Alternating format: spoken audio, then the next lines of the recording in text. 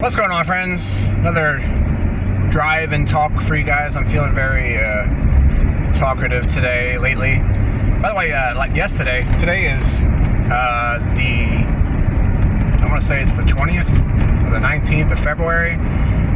Yesterday was my 1 year carnivore anniversary. I've been carnivore for 1 year. And I'll be honest with you, I really think that 40 plus years of abuse is still running its course. And I don't want to say that because I just keep getting better. I keep getting stronger. I keep looking younger in my face. My joint pains and impingements improve on the regular. I'm able to just do more than I do more now, like my squats. I'm able to go full range of motion on my squats, all the way down below 45 degree, or below the 90 degree angle on my knees. Like, I haven't been able to do that in a while. So things just keep getting better, and it just goes to testify to how damaging these ultra-processed foods are to your body. There's really no amount that you can eat in moderation because it takes that long for your body to cleanse it out. So it's very, very cumulative. The damage is very cumulative over time because you don't give your body enough time. You really can't. I mean, it takes months, especially with these seed oils, man. These highly processed GMO seed oils, these industrial sludge that we cook our food in, unbelievably damaging. It's just, the human body is incredibly resilient, and it takes a long time to break down.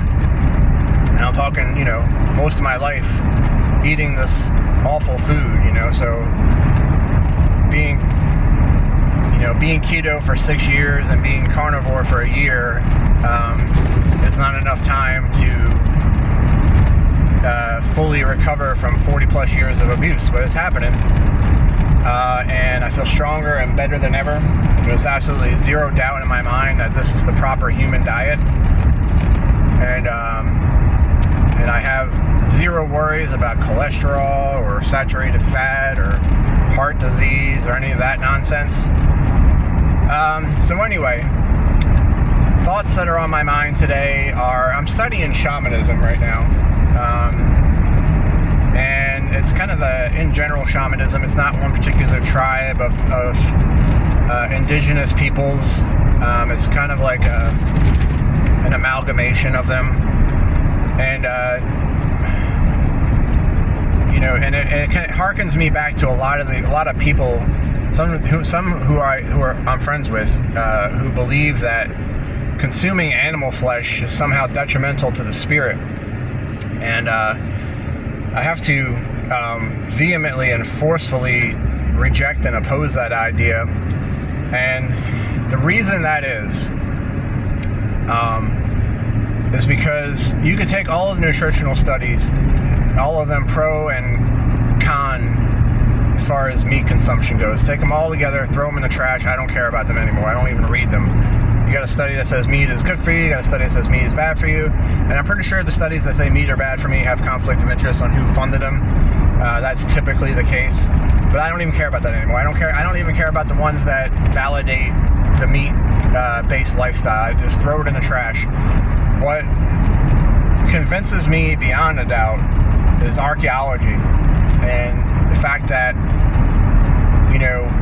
before the agricultural revolution, there's not enough plant material in the wild to sustain human beings for our nutritional needs. We are not herbivores, and some people call us opportunistic omnivores, but fundamentally, our bodies need animal protein and fat, and the fat-soluble nutrients that are in animal products, or we won't survive. And like a lot of vegans seem to think that, you have all this food on a farm that's all this plant food, broccoli, kale, all this stuff on the farm. None of that exists in nature.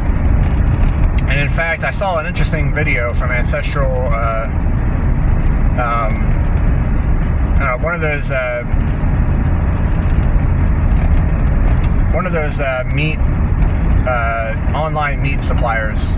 They sell a lot of, it's like nose to tail and stuff. So they made the argument that cruciferous vegetables, kale, broccoli, cauliflower, cabbage, they're all really one vegetable, the wild cabbage plant, and that's the origin of all cruciferous vegetables. And the different varieties of that have just been hybridized by humans. It's all the same vegetable. And it's true, there's nothing on a farm that you're going to find out in nature. Nothing. Absolutely nothing. It has all been altered by man, and it's certainly not in any kind of quantity that humans are going to be able to derive significant sustenance from, even if they had nutritional value that was worth anything, or that it was even bioavailable to us, because we're meat eaters, we're not plant eaters. You know, we don't have the digestive system. You can say, oh, all the nutrients in this plant or that plant, but we can't derive it. And then there's anti-nutrients, chemicals that bind to the nutrients and prevent them from being absorbed by our body. Plants don't like to be eaten, guys. So, but what I really want to talk about is the idea that eating meat is detrimental to our spirit, eating animal flesh. And the simple fact of the matter is that we would not have the cognitive ability to derive things like natural law and connecting with spirit and all of these things that make us human. We developed that because we ate meat, because we're not fast, and we don't have sharp claws or teeth. But what we did was develop our minds so that we could be cunning and strategic, and we can create tools and weapons to help us hunt down animals that we couldn't run down and that we could not take down with our own physical abilities. That's what makes us human. We don't have the best carnivorous teeth or the best carnivorous claws, and we're certainly not fast, relative to other animals, especially quadrupeds like deer. You're not going to run a deer down, but you can stalk it and trap it and then throw a spear at it. That's what humans do. And that's where, over hundreds and thousands and even millions of years, our brains developed.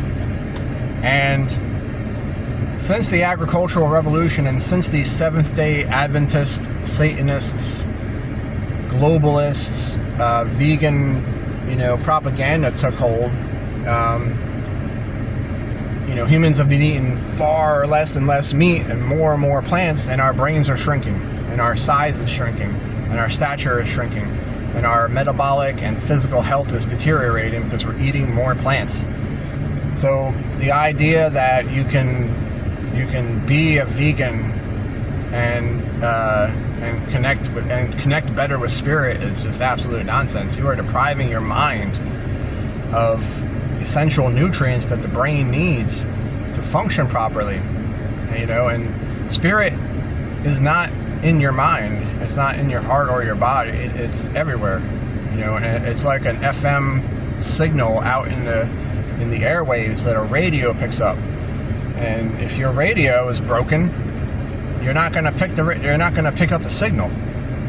So, if you unplug the radio or take the batteries out of the radio, you're not going to pick up the signal. Doesn't mean it's not there, but you're not going to hear it. And that's what we're doing to our brains by not only abstaining from eating meat, especially red meat, ruminant meat, that's the most nutritionally dense food on the planet, but also consuming these plant-based diets.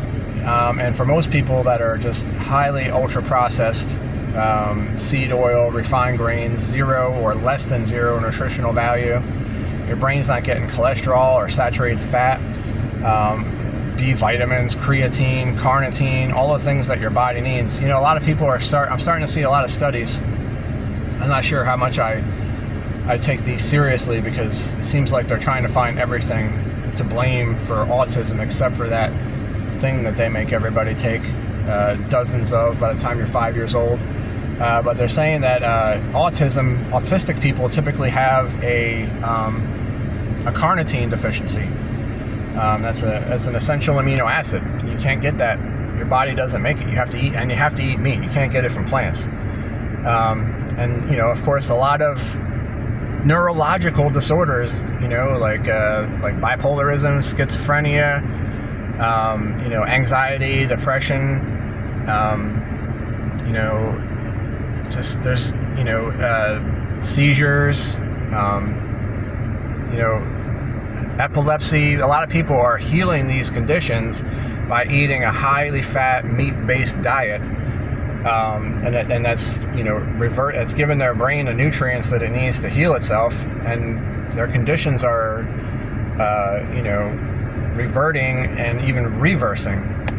So this idea that you need to refrain from meat, that eating animal flesh pollutes your spirit, is just utter nonsense, and I can't refute that strongly enough.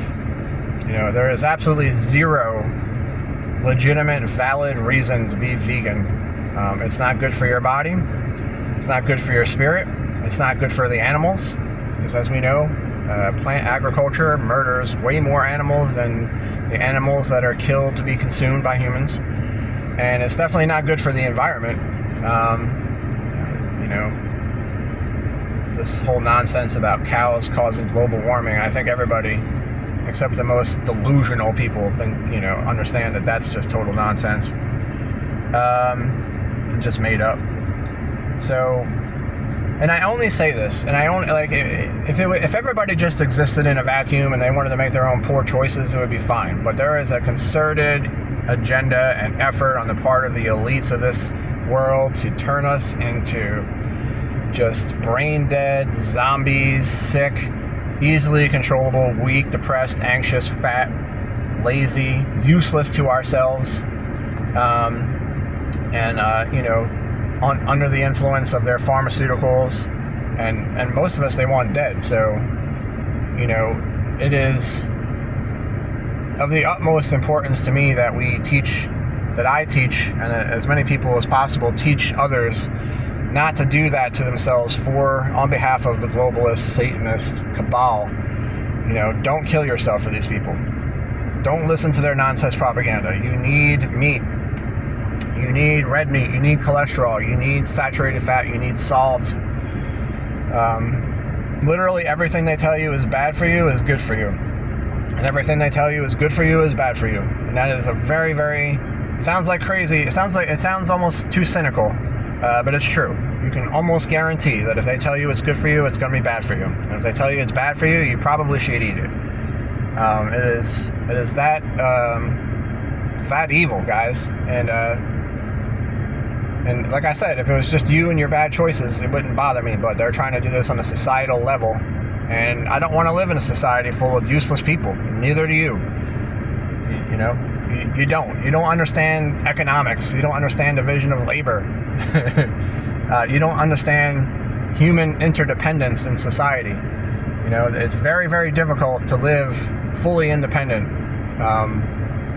It's almost impossible, because you're going to need oil, you're going to need petroleum, you're going to need tools, and you can be like, oh, I know how to make tools. Well, do you know how to mine the ore for the tools? I mean, do you know how to shape the handles and the parts and all of that kind of things? I mean, it's from a homesteader's point of view, if you really, really think about how to get down to the bare bones of self-sufficiency, it's impossible to be fully self-sufficient. We have to be interdependent, guys.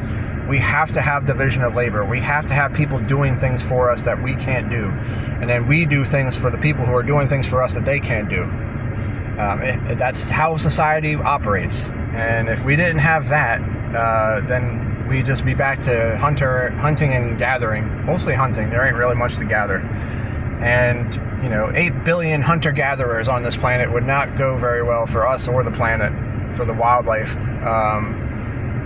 We need agriculture. We need to raise animals for meat. There's plenty of room to do it. We are able to do it. You just have to stop listening to these maniacs and start maybe disobeying a little bit, especially you farmers out there. I don't know what you're doing, driving your tractors to the capitals and dumping manure around, as if, you're just demanding these people give you your rights, when you should just not obey what they say. Just don't obey. That's the whole problem with this society. People don't know how to disobey. They know how to protest. They want permission to do what they want. But they don't want to just do what they want. But anyway, that's a whole other rant. That's my talk for today. Feed your brain, feed your spirit. Everything in the universe, from the smallest particle to the largest, to the universe itself, is an expression of consciousness. And whether you kill an animal or a plant to eat and survive, you are still creating death and suffering, and there's no way around it. So the best thing that you can do is respect that, honor that, be humble before that. And humans are pretty good at that when we're good at that. You know, raising animals on a pasture, giving them security and all the food and water that they can eat, and a clean death instead of being eaten alive by a pack of wolves or whatever. That's something we do pretty well when we do it right. We can do better.